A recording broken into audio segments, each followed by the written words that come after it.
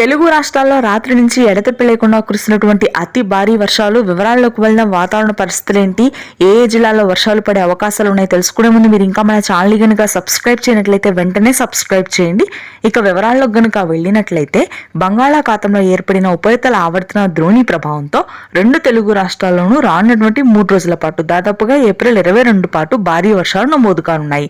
రాత్రి నుంచి తెలంగాణలో ముఖ్యంగా హైదరాబాద్ నగర ప్రాంతం మొత్తం కూడా వడగండ్ల వాన నమోదవుతుంది. కొండాపూర్, కోకాపేట్, గచ్చిబౌలి, మాదాపూర్, మణికొండ, పంజగుట్ట, ఖైరతాబాద్, ఉప్పల్, గట్కేసర్, ఆదిపట్ల, ఎల్బీ నగర్, వనస్థలీపురం లో భారీ వర్షపాతం నమోదవుతుంది. ఇవాళ సాయంత్రం వరకు కూడా ఇదే విధంగా వర్షాలు కురుస్తాయని వాతావరణ కేంద్రం వెల్లడించింది.